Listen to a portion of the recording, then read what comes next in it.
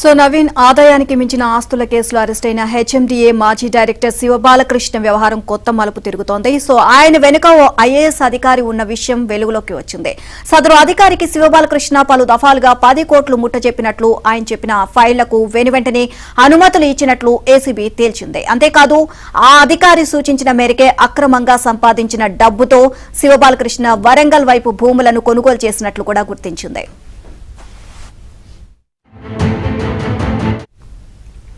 ఇటీవల శివబాలకృష్ణను ఏసీబీ అధికారులు 8 రోజుల పాటు కస్టడీకి తీసుకుని విచారించారు. ఈ సందర్భంగా గత ప్రభుత్వంలో కీలకంగా వ్యవహరించి ప్రస్తుత సర్కారులోను మంచి పొజిషన్లో ఉన్న ఓ ఐఏఎస్ అధికారి పేరును శివబాలకృష్ణ వెల్లడిస్తూ వాంగ్మూలం ఇచ్చినట్లు సమాచారం.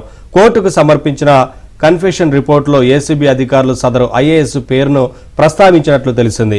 ఏసీబీ కస్టడీలో శివబాలకృష్ణ తన ఆస్తుల వివరాలు, బినామీల పేర్లు, ఎవరి ఆదేశాల మేరకు ఈ పనులు చేశారు, అధికారులకు ముట్టజెప్పిందెంత అనే వివరాలను పూసగుచ్చినట్లు వెల్లడించారు. ఈ క్రమంలోనే ఐఏఎస్ అధికారి పేరు రావడంతో కేసు కీలక మలుపు తిరిగింది.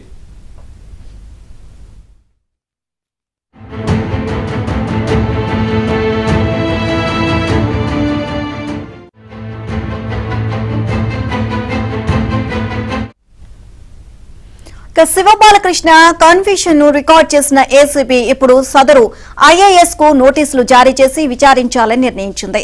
అందుకోసం అనుమతి ఇవ్వాలి అంటూ ప్రభుత్వానికి విజ్ఞప్తి చేసింది. ప్రభుత్వం కూడా ఈ కేసును సీరియస్ గా తీసుకునే నేపథ్యంలో ఏసీబీకి అనుమతినిచ్చే సూచనలు కనిపిస్తున్నాయి. ఈలోగా శివబాలకృష్ణ వాంగ్మూలంలో చెప్పిన విషయాలను క్రాస్ చెక్ చేసుకునే పనిలో ఏసీబీ నిమగ్నమైంది. ఇదే అంశానికి సంబంధించి మరిన్ని అప్డేట్స్ మా కరెస్పాండెంట్ ప్రవీణ్ అడిగి తెలుసుకుందాం. ప్రవీణ్, శివబాలకృష్ణ వెనుక ఒక ఐఏఎస్ అధికారి ఉన్నట్లుగా తెలుస్తోంది. ఓవరాల్ గా అప్డేట్స్ ఏంటి? ఇప్పటికే శివబాలకృష్ణను సుదీర్ఘంగా విచారించిన తర్వాత తన్ని జ్యుడిషియల్ రిమాండ్ కూడా తరలించడం జరిగింది. అయితే శివబాలకృష్ణ చెప్పినటువంటి స్టేట్మెంట్ ఒక ఐఏఎస్ పాత్రకు సంబంధించి బయటపడింది.